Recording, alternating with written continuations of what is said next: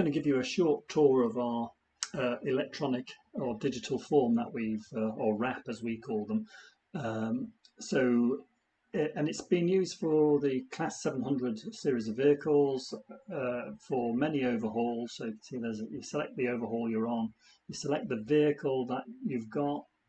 So let's make a few choices. You select which car you're on. This particular one is a driver motor, and if you look at the record sheet, you can see that you can only see the driver motor measurements that have to be taken, because and we've automatically hidden the trailer car measurements. Maybe I could show you that a little bit better if I come back to this front page here, and I'll expand all these tabs so we can see everything.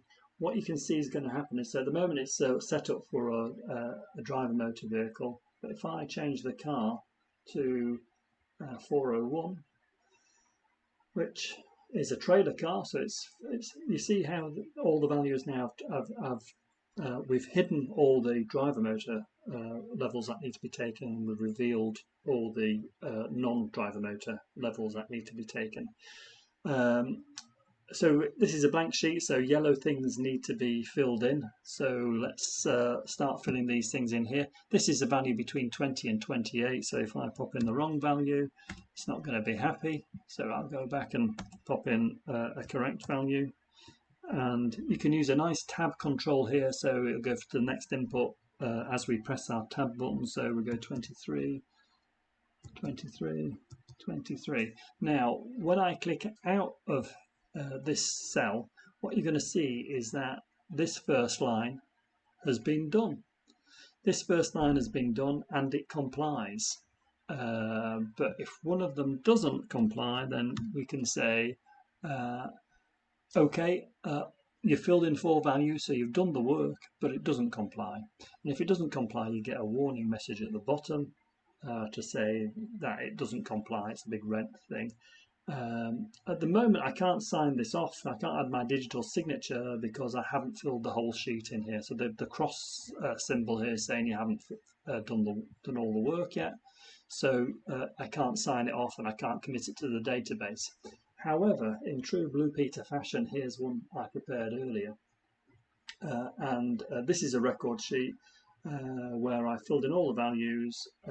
Red values are incorrect, so I've left a few incorrect ones in there, so you can see that I've completed the work but it doesn't comply.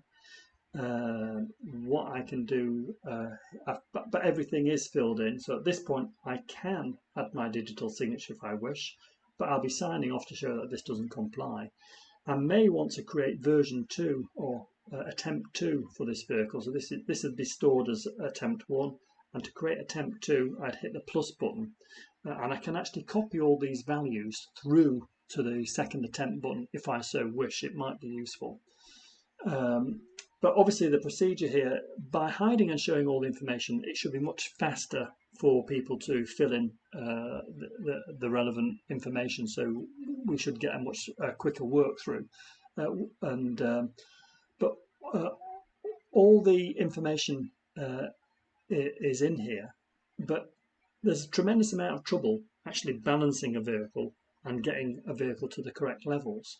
So there's a third tab here that I haven't showed you yet, and basically this is going to tell you the answer of packing that you're going to need on your secondary suspensions to get the answer right next time. So if we go through to this calculation here, you could actually just ignore all the stuff above it, go straight down to here. It says predicted shim thicknesses. If you fit these shims, this is supposed to be representing the vehicle, a plan view of the vehicle. This is the thickness of shims that you require to get this to pass next time.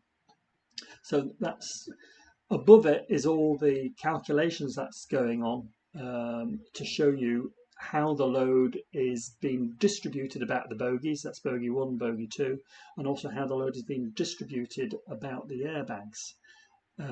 And the calculation here tells you, it automatically tells you how we can get rid of the diagonal imbalance that we have on the airbags and how we can adjust to best fit the levels that we're attempting to achieve. So hopefully This all has to be validated, so it works in theory, it's worked on other vehicles, there's no reason why it wouldn't work for your vehicles.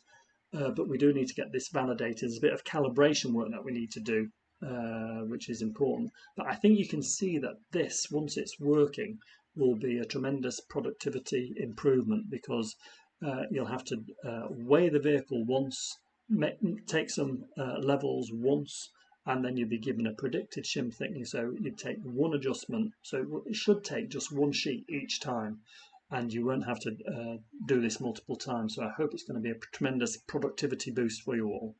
Okay, so thanks for listening, and watch this space. Hopefully it'll be out soon.